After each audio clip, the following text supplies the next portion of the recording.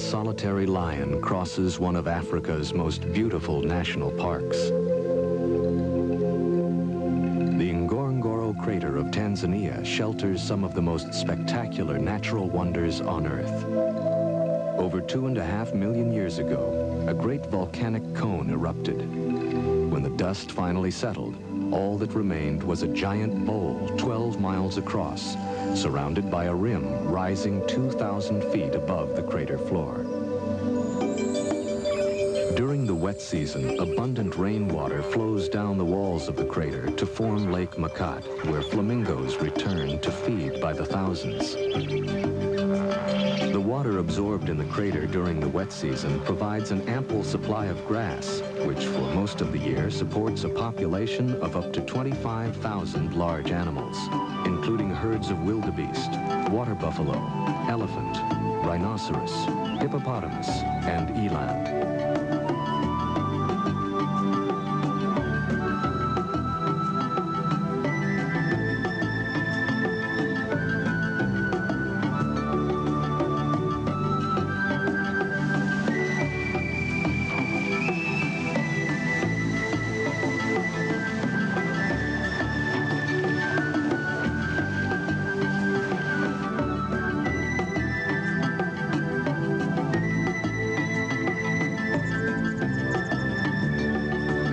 Of grazing animals provides the staple food for carnivores of the crater: jackal, hyenas, cheetah, and lions.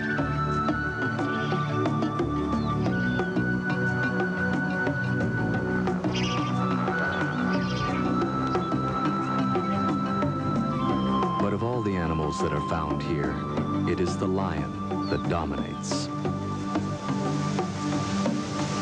About 80 lions live in family groups, or prides, of 8 or more, spread evenly across the crater. From records kept over the past 20 to 30 years, it is known that the number of lions in the crater has remained about the same. The gestation period of the female lion is about 110 days. There is no special birth season, and cubs can be born throughout the year. Like most cats, lions usually sleep or rest during the day for up to 21 hours. They will even rest between periods of feasting on a kill. Some will climb into trees to sleep, draped over the branches, to avoid insects that swarm over them on the ground. Others, gorged with meat from a kill, will roll from side to side, seeking a comfortable position for the large meal bulging in their stomachs.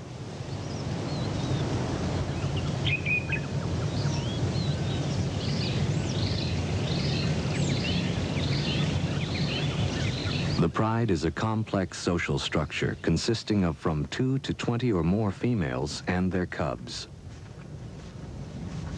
The females are related to each other and usually remain together throughout their lives, as they do most of the hunting.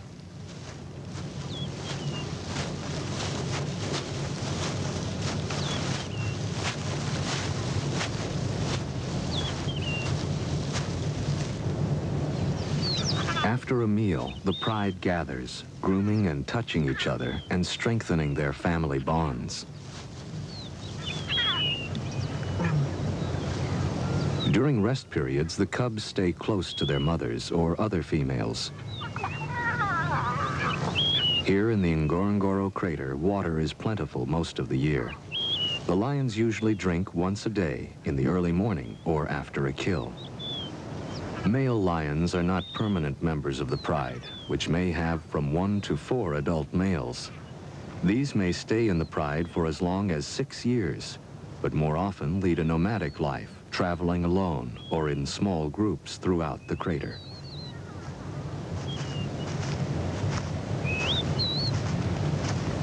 When hunting, the pride will either band in small groups or roam alone in search of prey.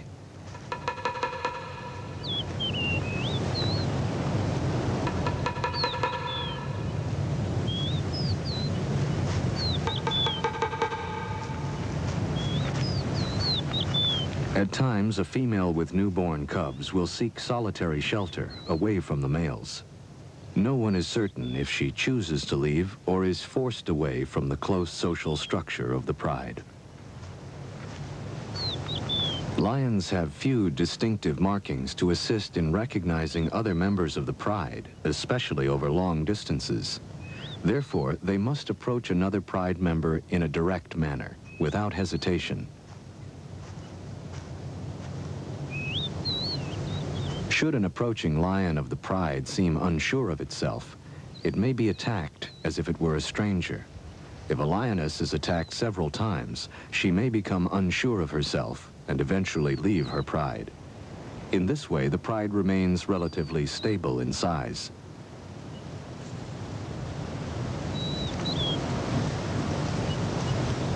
Like most young cats, lion cubs spend a great deal of time playing. Their games of attack prepare them for the lifelong search for food. These two, a male and a female, are about a year old. The females are less temperamental than the males and show little reaction to mistaken identity. So most females remain with the pride, while the young males are eventually forced to leave. By the time they are 2.5 to 3.5 years old, young males are forced out by the mature males, who take over the pride for mating. And so the pride receives an infusion of new blood from the mature males who fight for mating privileges. But in time, these males will be driven off by the younger breeding lions. Due to increased tourism, the lions have become accustomed to vehicles and to humans filming and observing their behavior. The camera crew has left the camera running while the young lions inspect the tires. They are distracted by a shout from the cameraman, who is more in fear for the safety of the tires than for his companions. Go away. Go on. Don't.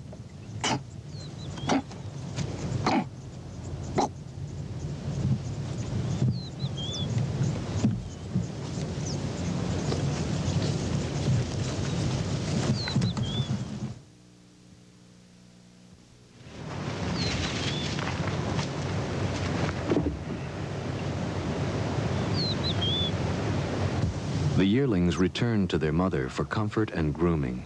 In a few years, the male yearling may be driven from the pride by an older male seeking to stake a claim. The young male will then spend a few years wandering alone or with other young males.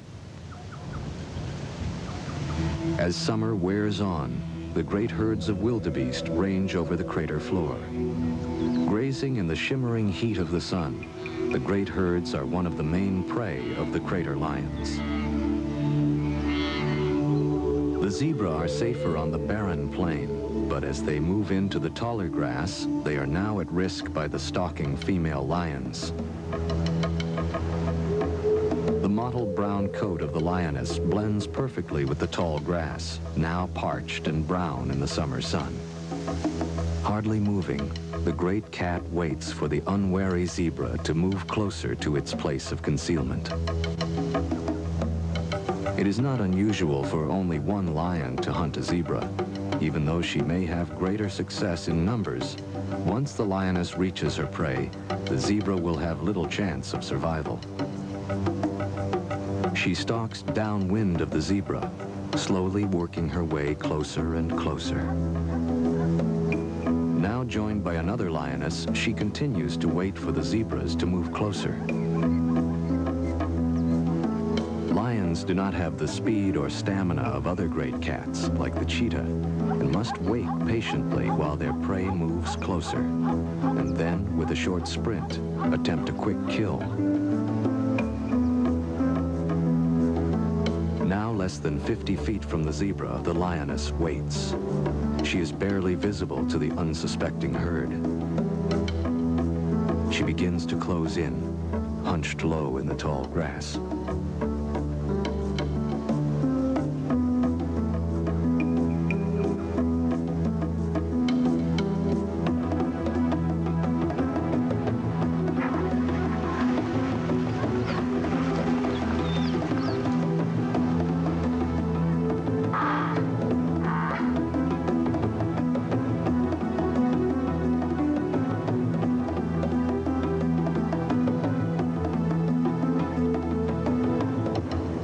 lioness pins the zebra to the ground. The rest of the pride begins to devour the still living zebra.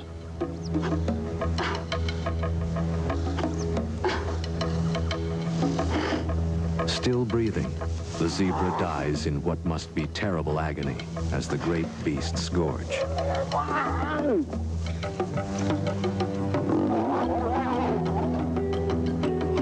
Their stomachs filled, the lions clean each other by licking the still fresh blood from each other's muzzles and coats.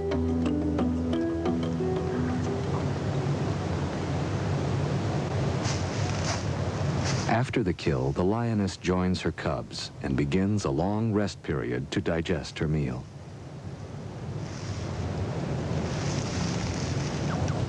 Some miles away, a second pride is preparing to hunt. Lions, like most carnivorous animals, live within a well-defended territory. This territory must contain a source of water and plentiful food, and can encompass from 10 to 100 square miles. In the heart of the territory, the lioness is able to bear her cubs, protected by the other members of the pride. On this day, a water buffalo has been killed near an access road in the crater. Unconcerned by passing tourists' vehicles, the pride runs to the fresh kill.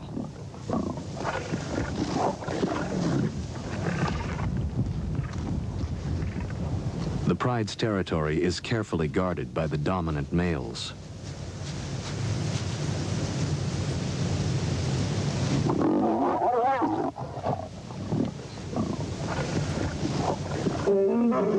Roaring to alert trespassers, the male rushes forward, bellowing his rage to deter nomadic lions from entering his territory.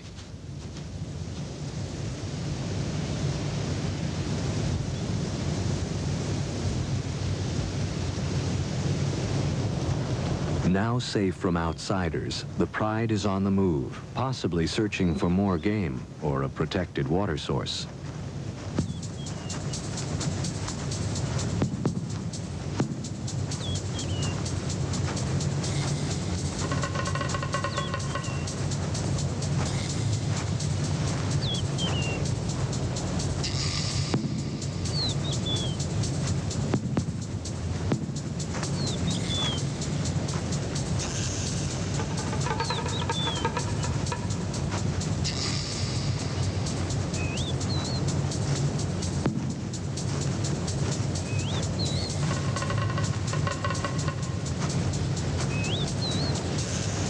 This pride has a large concentration of cubs and yearlings.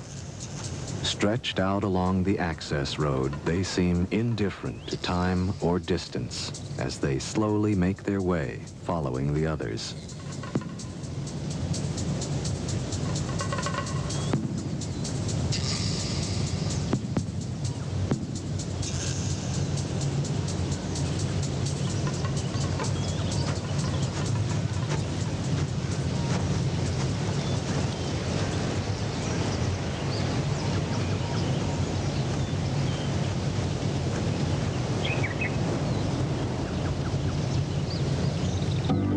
A new dawn. The pride stretches out in the high grass and rests throughout most of the day.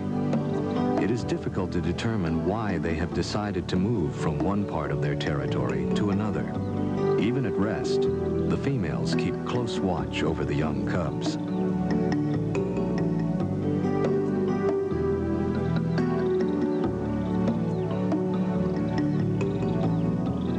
Lions have a well-defined system of communication. Using body contact, facial movement, and sounds, a lion expresses itself clearly to other members of the pride and to strangers who may try to enter its territory.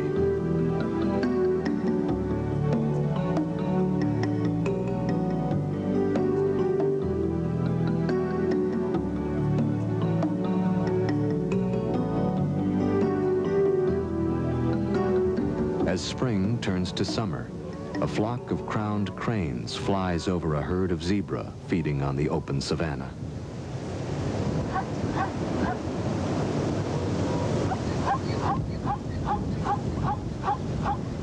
In the marsh, Chicks of the blacksmith plover search for small bugs and then seek shelter in the feathers of their parent.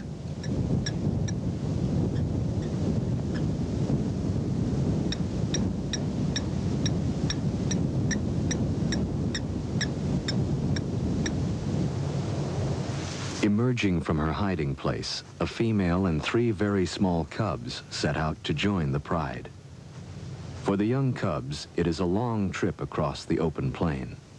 Camouflaged by the long grass, the female usually remains in hiding until her cubs are old enough to walk. Lion cubs are almost helpless when born. Weighing from 2 to 5 pounds at birth, they can barely crawl and do not open their eyes before 1 or 2 weeks.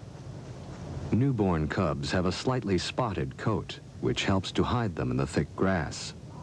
This color changes after 3 to 5 months. Sensing that the smallest and weakest cub is falling behind, the lioness gently carries it by the neck across a dry mud bank, while the other 2 cubs scurry to keep up.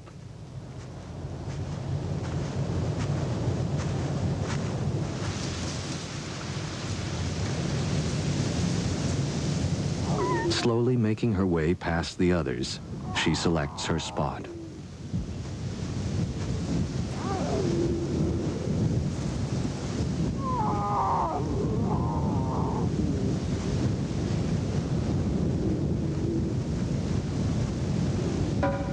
Here she rests while the cubs nurse.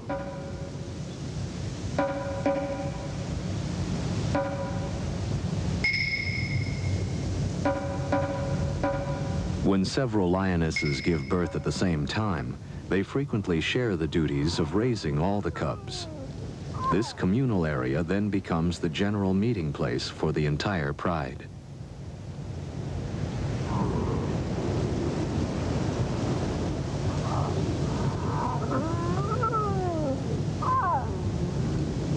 Communal gatherings allow all members of the pride to become acquainted with the cubs.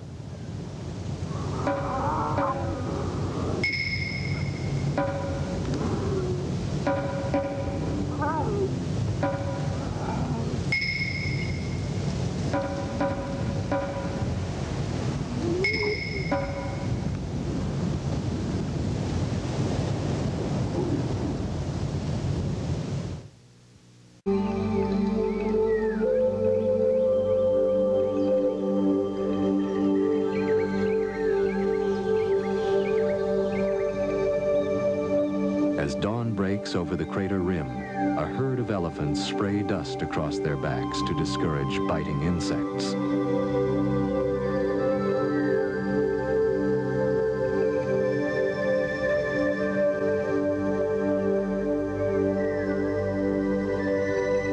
Along the edge of Lake Makat, a flock of migrating birds pause to feed.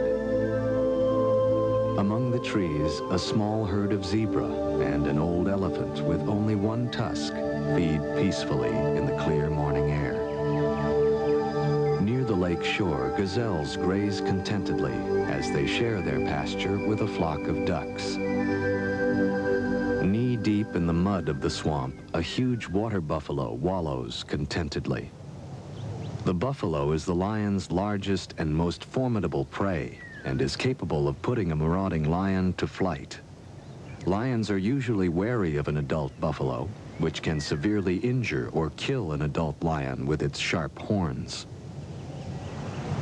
During the heat of the day, the pride rests in the soft, high grass. The lion leads a life without threat, for their only real enemy, the hyena, will not attack the entire pride.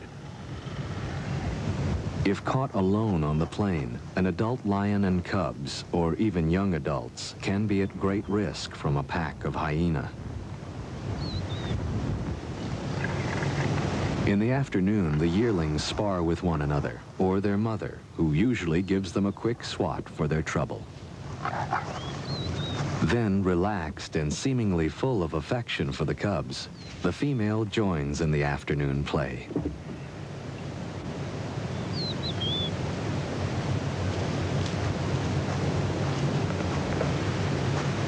A young male and female of the pride also share in mock combat, which helps them sharpen their skills for real attacks as hunting adults.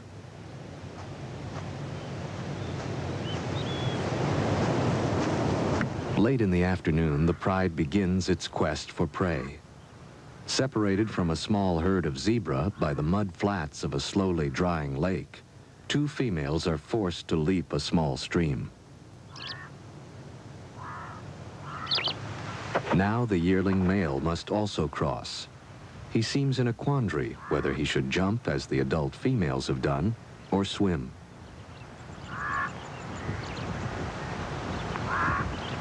Most cats are excellent swimmers, but they will avoid the water unless it is absolutely necessary.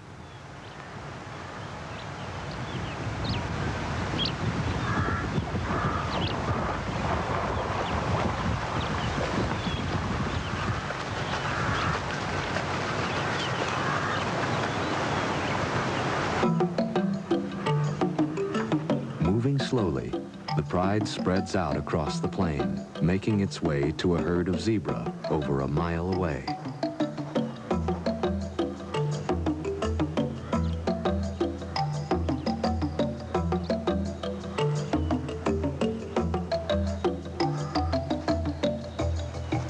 Screened by the high grass, the lions stealthily approach the zebra. With the wind blowing from the zebra toward the lions, the zebra are unaware of the approaching danger. Lions are known to approach their prey from either upwind or downwind.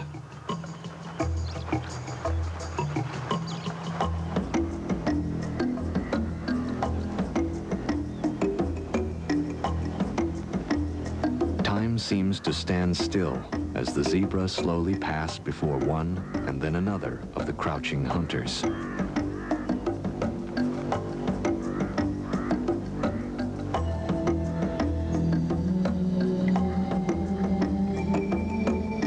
The zebra are crossing this area to graze near a large herd of wildebeest. Now, one lioness begins to move toward the zebra. Nearby, the entire pride is waiting for the moment to charge.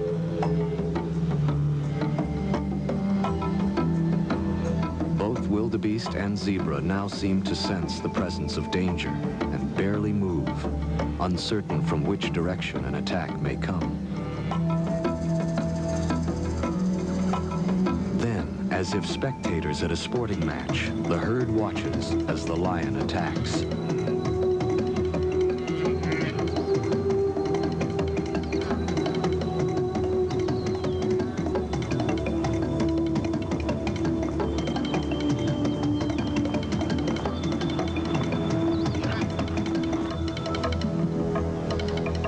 Lions are slower than zebra and wildebeest and are only about 30% successful, even when hunting in a group. After resting, the pride prepares for another attempt. The dominant female heads off in the direction of a large herd of buffalo. Extremely dangerous, the African water buffalo can weigh as much as a ton. The males gather around the periphery of the herd, and the females and calves stay closer to the center. Seldom do one or two lions attempt an attack on a small herd of buffalo, or even on a single member that is feeding alone. But on occasion, whether they are truly hungry or just young lions practicing their hunting skills, such an encounter happens. It is seldom rewarding for the lions. Suspicious, short-tempered, and cunning, the buffalo is a formidable adversary and are extremely aggressive when confronted by a lion.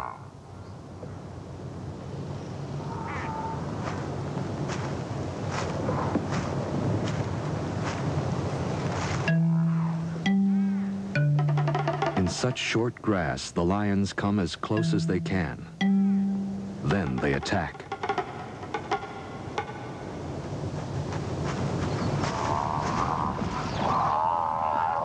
The buffalo are quickly outrun by the lions.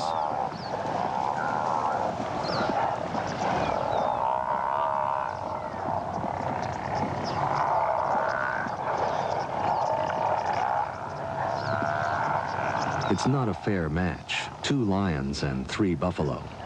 The lions quickly break off when the buffalo turn to confront them.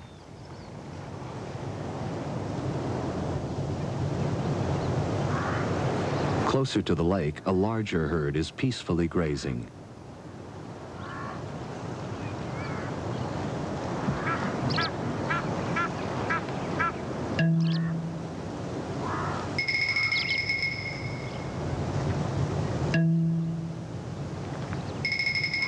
Here the grass is higher, which affords the lion better protection from being seen.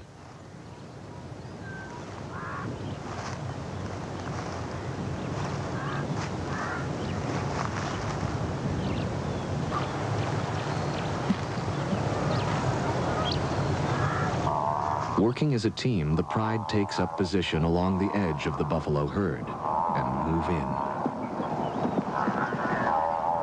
Surprised, the herd bolts, then just as quickly, whirl around to face their attackers and counterattack. The buffalo chase after the lions, who are now fleeing for their lives.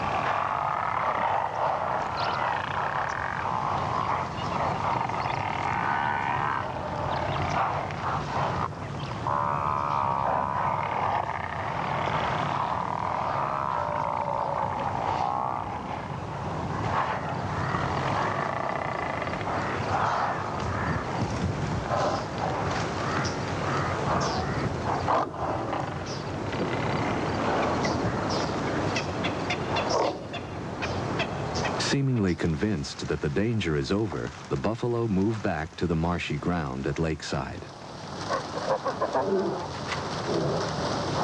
The lions, too, return to a less dangerous task. The lioness and her 2 yearlings, who have taken up sanctuary in a tree, also rejoin the pride.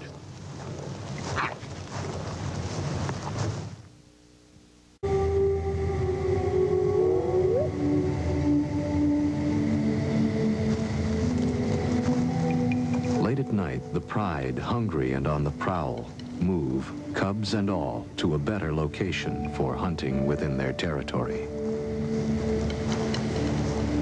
The dry season is well advanced, and the lake has lost nearly all of its water. Crossing the dry lake, the female carries one of her cubs, while 2 others try to keep up. Somehow, the pride passes too close to a herd of buffalo, who try to trample the lions. In a valiant effort to protect the cubs, the lioness dashes at the buffalo, and then runs back to her cubs, trying desperately to guide them to safety.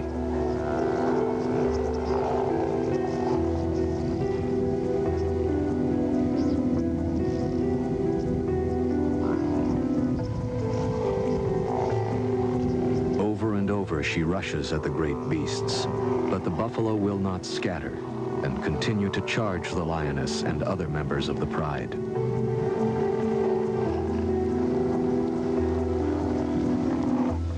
Dawn finds the savannah calm with no signs of raging buffalo. The pride has sought the shelter of a secluded spot.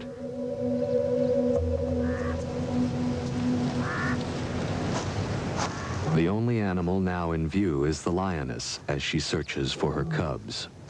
Time after time she calls, but the cubs have disappeared, trampled by the buffalo herd.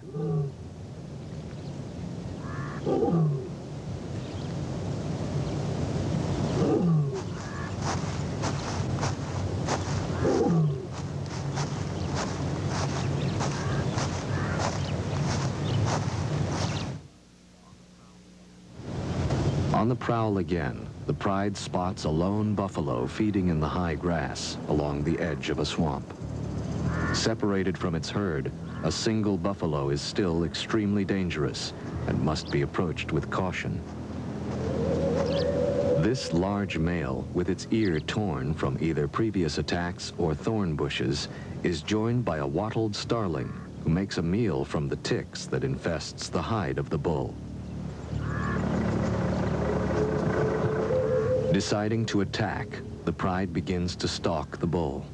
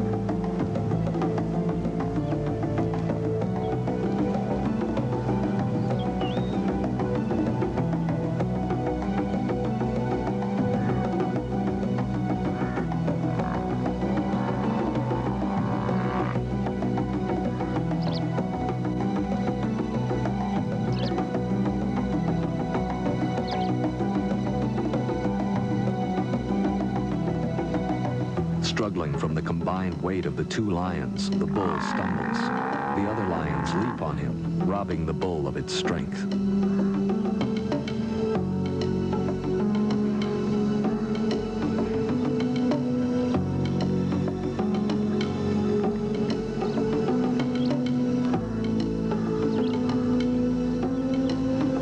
A yearling bravely joins the fight and attacks the bull's head.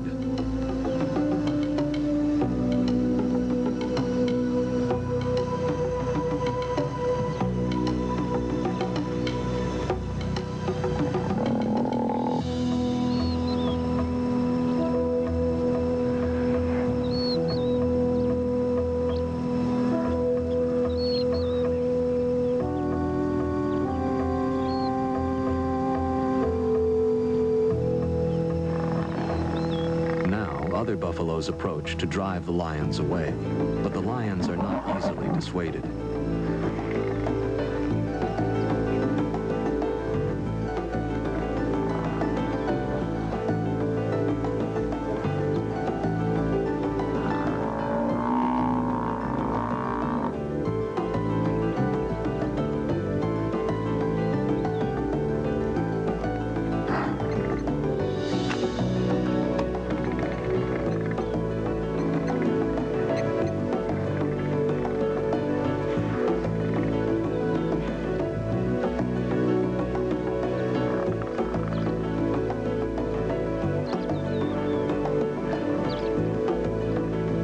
Having drawn blood, the lions continue to pursue the injured bull.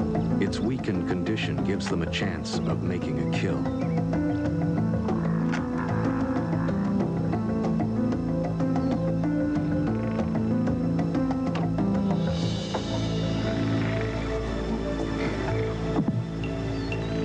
The injured bull seeks refuge in the swamp, but the lions hold their position at the edge of the herd.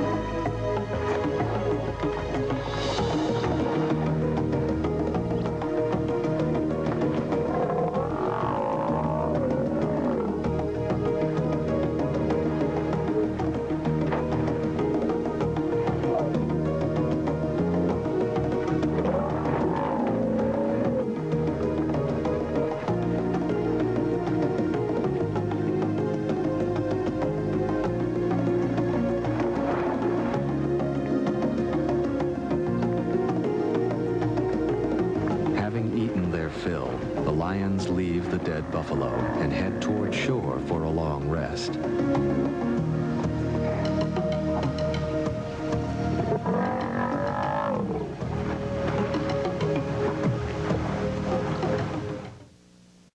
Great clouds begin to build over the crater as the dry season gives way to the wet.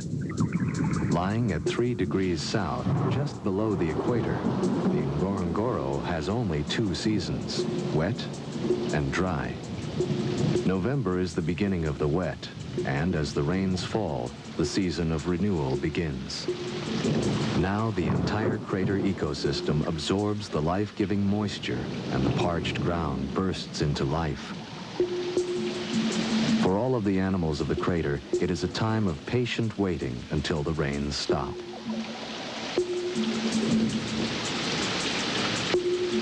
Wildebeest, Grant's gazelle, lion, all soak in the cool rain.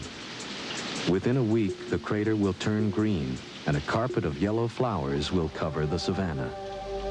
With the gray dust of the dry season finally settled by the rain, the crater puts forth the sweet, earthy smell of a new spring. The sun bursts forth to disclose the broad green carpet of the crater floor. Now the lake will fill, frogs emerge from the mud, and millions of insects issue forth as a banquet for the thousands of birds that quickly return to this extraordinary valley. African spoonbill preen each other's feathers as a black-winged stilt probes the shallows for tiny aquatic organisms. Each day, rain falls on the crater and the grass. The primary energy source for all animals grows more lush. Tissue paper flowers poke up through the thickening grass, and the herds of wildebeest and zebra graze across the crater floor. A few hours old, the young wildebeest are on their feet and able to run with the herd. Theirs is a cruel world, where speed and agility is the only defense against the lion, hyena, and cheetah. With their umbilical cords still hanging from their stomachs, the young wildebeest cavort, while another newborn, less than an hour old, stays close to its mother's side. Close by, a female and calf share a small stream with a flock of sacred ibis. The female is ever cautious of marauding carnivores. Near the service road that crosses the crater, a female lion with 3 cubs has emerged from hiding and is slowly moving to rejoin the pride. Young cubs like these have bluish-gray eyes for the first few weeks after birth. Then their eyes turn an amber color.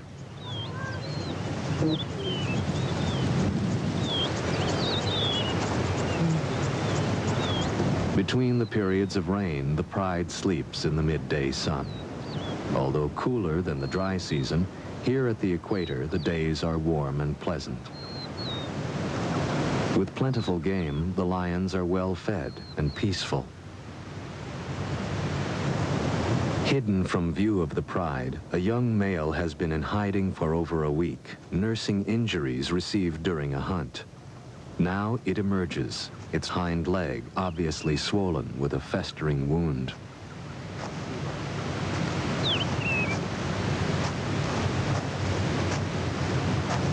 Slowly, it approaches its mother, the lion which has just had the 3 cubs. Although she recognizes him, she is fearful and backs away, not quite sure what is wrong. Lions are very cautious of unusual behavior among the members of the pride, and usually will drive a sick or wounded member away. Another lioness rebuffs the injured male with a cuff of its paw, and then snaps with bared fangs. Then the entire pride moves its location, leaving the young male to fend for itself.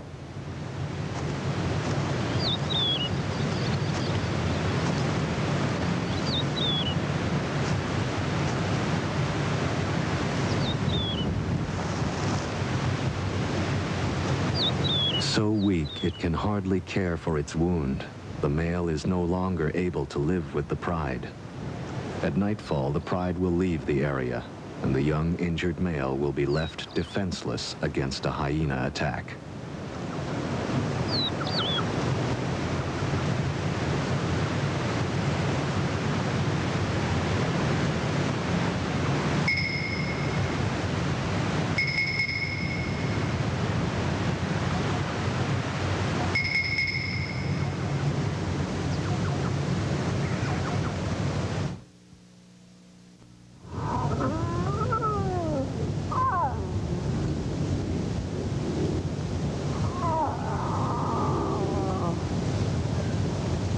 millions of years, the cycle of life has played out in the Ngorongoro crater. From its western rim, the land stretches out toward the Olduvai Gorge, where Lewis and Mary Leakey found the remains of some of man's oldest ancestors. Farther on, at Laetoli, Mary Leakey found footprints that were left in damp volcanic ash some 3,700,000 years ago by two-legged, upright walking primates, or hominids, possibly one of mankind's earliest ancestors.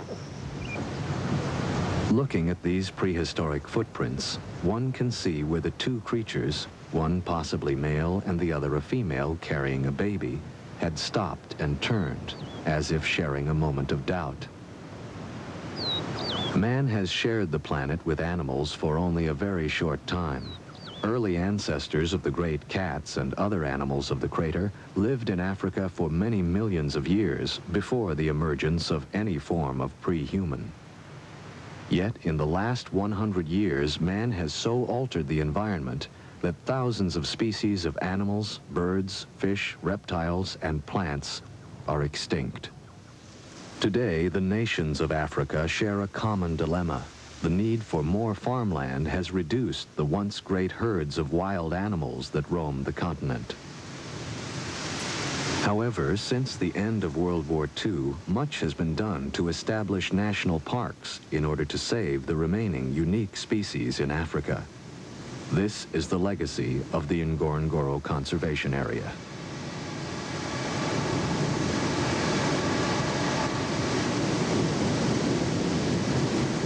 Controlled in part by the crater's 2,000-foot-high rim, most animals are still free to migrate in and out of the crater. A young female slowly climbs up the rim to seek another pride outside on the Serengeti plain. No one will know why she was forced to leave. But the life of the crater lions will pass on from one century to another, as long as modern man is aware of their fragile existence and is willing to exercise care.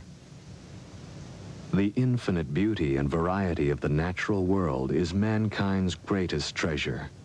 All must exercise great care to preserve the environment and all of nature's creatures. Symbol of strength and majesty since the beginning of recorded history, the lion has always commanded man's respect. For centuries, it was considered an act of courage to kill a lion, and only recently have certain tribes given up the practice of a young man killing a lion as his rite of passage into manhood. Still free to roam the Ngorongoro crater, the lions are protected by the government. Located in the Arusha region of northern Tanzania, southeast of Serengeti, the Ngorongoro crater and its wildlife are one of the world's most beautiful sights and must be preserved.